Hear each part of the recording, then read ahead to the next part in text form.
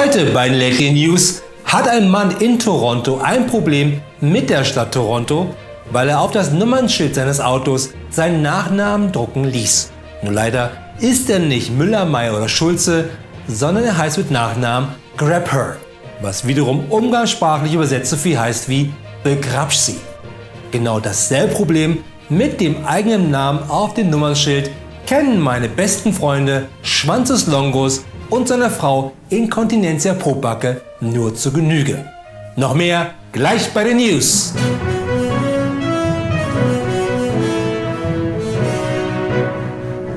Hier ist Berlin mit der einzig wahren Nachrichtensendung dieser und der nächsten Welt. Das sind die Lately News, denn alles andere da draußen sind nur Fake News.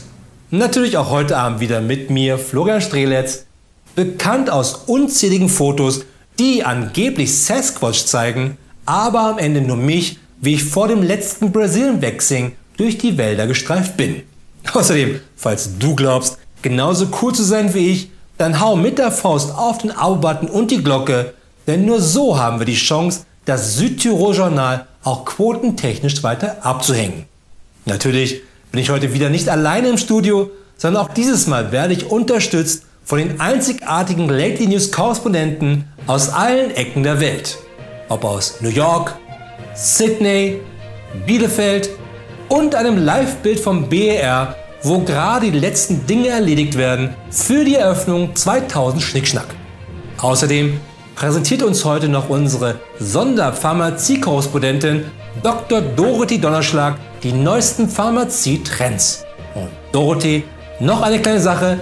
Könntest du mir nach den News bitte ein neues Rezept für mein medizinisches Kokain ausstellen, damit ich endlich von den Methamphetaminen runterkommen kann?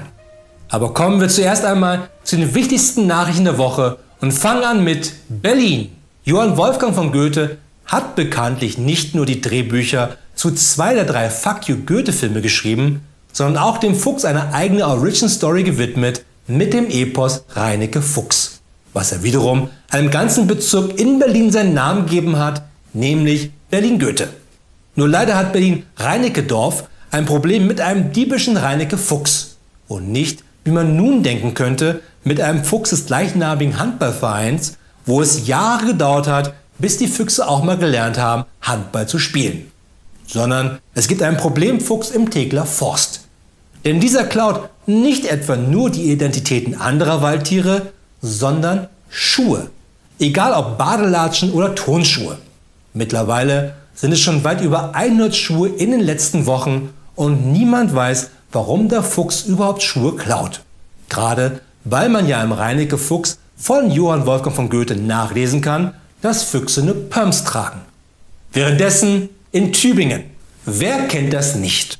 Man ist so vertieft in ein spannendes Buch, dass man alles um sich herum vergisst. Und dann bestenfalls vom Hupen der anderen Verkehrsteilnehmer aus seiner Fantasiewelt gerissen wird, weil die es total unlol finden, dass man beim Fahren auf der linken Spur der Autobahn in den neuen Simon Beckett-Krimi vertieft ist. Was kann ich denn dafür, dass Autobahnstrecken in Deutschland so schrecklich langweilig sind? In Skandinavien ist das besser gelöst. Da stehen rechts alle 500 Meter Schilder an der Autobahn mit Auszügen des aktuellsten Thrillers von Anne Nordby. Eine Frau in Tübingen war jedoch in der Stadtbibliothek anscheinend auch so vertieft, dass sie, als sie mit dem Lesen fertig war, merkte, dass die Bibliothek schon seit Stunden geschlossen hatte und sie nun dort eingesperrt war. Die Frau wusste sich aber natürlich zu helfen und machte sich aus der ersten Gutenberg-Bibel eine leckere Buchstabensuppe, so dass sie wohlgenährt danach weiterlesen konnte. Derweil in Montgomery. Spannende Neuigkeiten aus der digitalen Überwachung.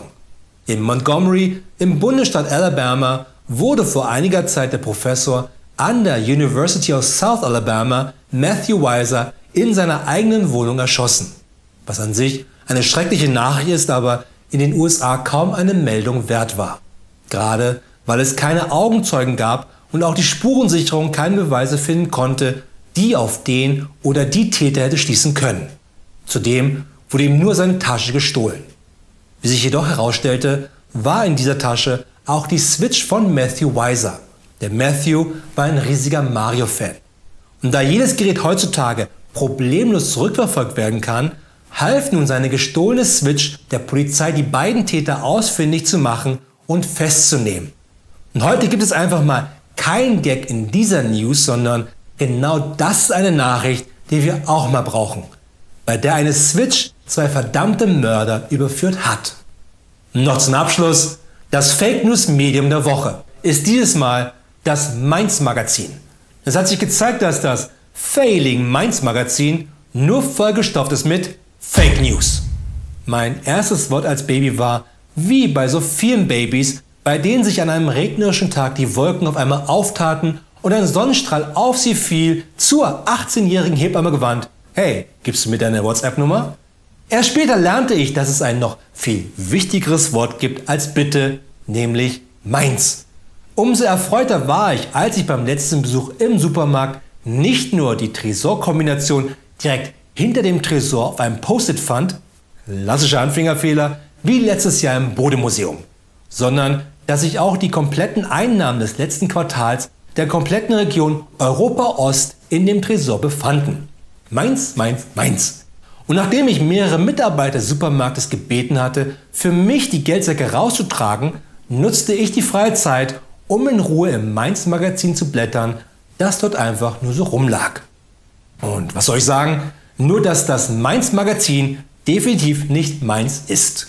Deshalb sei gewarnt, Mainz-Magazin, die dunkelgelbe Lately Fake News Karte an dich und du schießt ab sofort auf einem Post-it, das hinter dem Tresor klebt. Das waren die Lately News. Wir sehen uns wieder am Montag. Und nicht vergessen, alles andere da draußen sind nur Fake News.